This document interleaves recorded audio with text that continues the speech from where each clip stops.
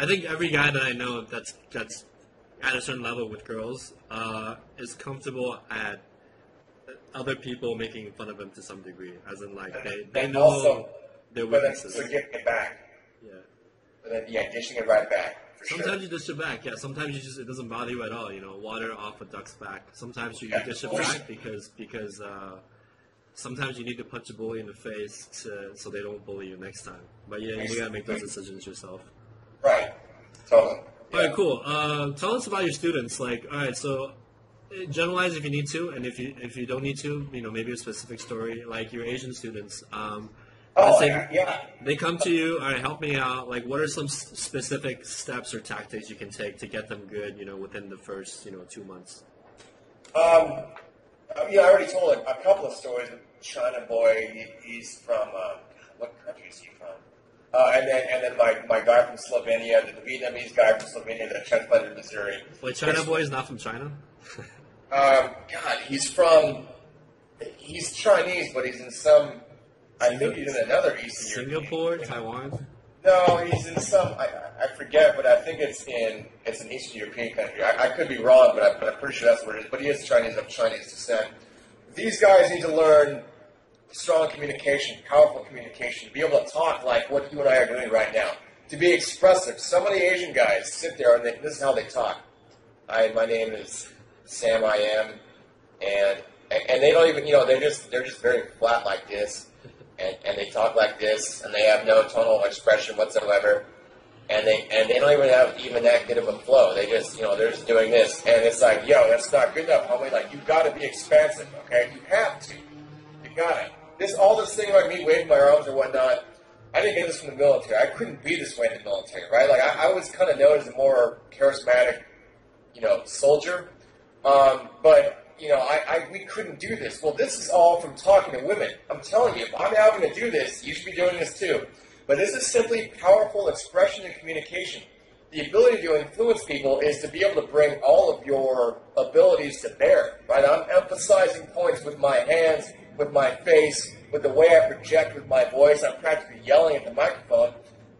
Asian guys need to learn this. They can learn this. Will it be breaking old paradigms? For a lot of them, yes. But that's okay.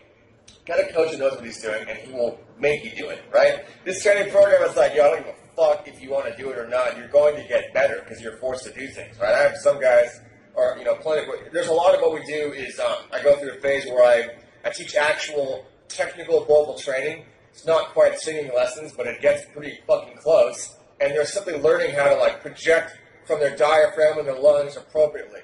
You have to learn that. You have to be able to approach a woman and start off like, yo! And it's like a defibrillator.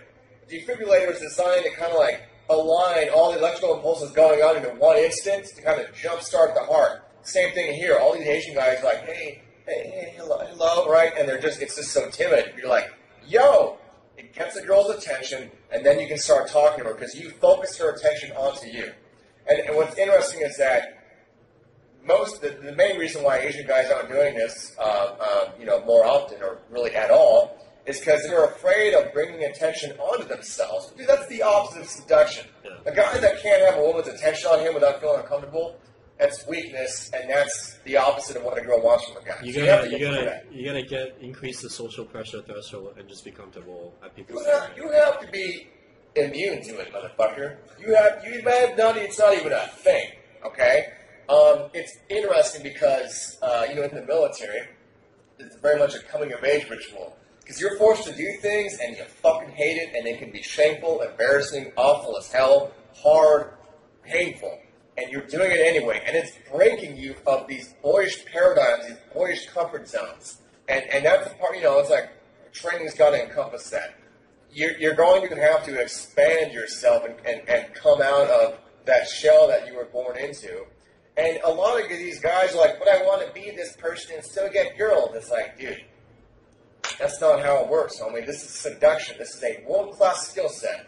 Are you capable of achieving it? Yes, but you will have to work for it. You will have to become it.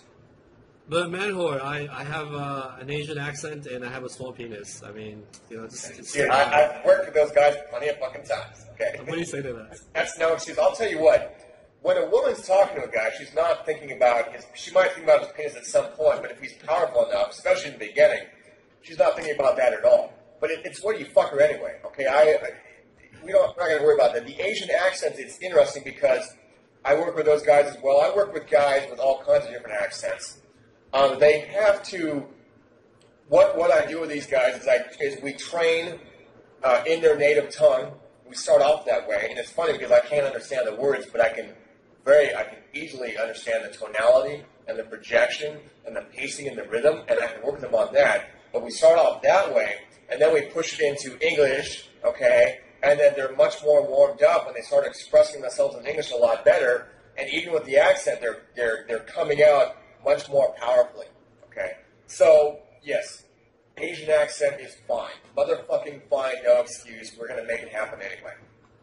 I have heard there's a documentary on Netflix called Unhung Hero, and there was this guy with this white dude with a 3-inch dick, and apparently his girlfriend broke up with him because his penis is too small. Hilarious. Well, he's got a motor bender or something, or maybe a gas gun, I don't know. I don't say there's always going to be outliers or women that simply want something more, and you want something more too. That guy, I'm sure, was stuck on his girlfriend. He needed to get out more. Who knows? I could fucking get surgery if he needed. Talk to us a little bit about social circle, because at least a lot of Asian guys I know, and they used to be like that too, would just hang out around Asian people, and then when they want to break out, they have they get a lot of social backlash from the community. Yeah. We talked about that. Yeah. How do you handle something like that? Which part are you talking about? Like, let's say your student only hangs out with Asian people, and right now he needs to create space and find like other ways to actually meet white girls. Like, how would you coach him to go about that? Well, I mean, at this point, we have an entire community set up where it's actually possible now.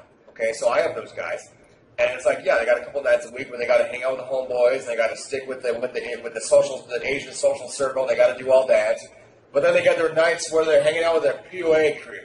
Okay, that's how it goes. You make other friends. You have other activities that don't include your Asian people. You come out with other hobbies that force you out of your house, and it's not Asians. Okay, and that's how that works, right? Like pick up whatever. Bicycling, of course. Here's a crazy question. It might sound weird for you and me, but I do get it sometimes. I'm an Asian guy. I'm a regular Asian guy. I just got out of college, or I'm in college. I don't want to get into the weird POA stuff. Is there any other way I can meet white girls without learning this stuff, or without getting into the community, so to speak? Like learning it, but not hanging out with a wing. Like I don't want to be a pickup. I don't want to be called a pickup artist. I think is the. Well, are you saying that they would refuse to get training? I'm trying to articulate what some of my friends think, right? So, he likes what I do, he admires what I do, but he doesn't, for some reason, he doesn't want to be called a pickup artist, and therefore, he'll learn some things, but then he'll try to apply it naturally, but he never really dives that deep into it, and so he never gets the results that he wants. This is the same pathetic bullshit I'm talking about. This is a guy that refuses to come out of his shell. I don't have any respect for that person. He's got to make that decision to do what he's got to do. It's this guy that's like, I want him to be an entrepreneur, but I'm not willing to do everything I got to do. Can you imagine if he was to apply that same mentality and range of behaviors to entrepreneurship? It would never fucking work.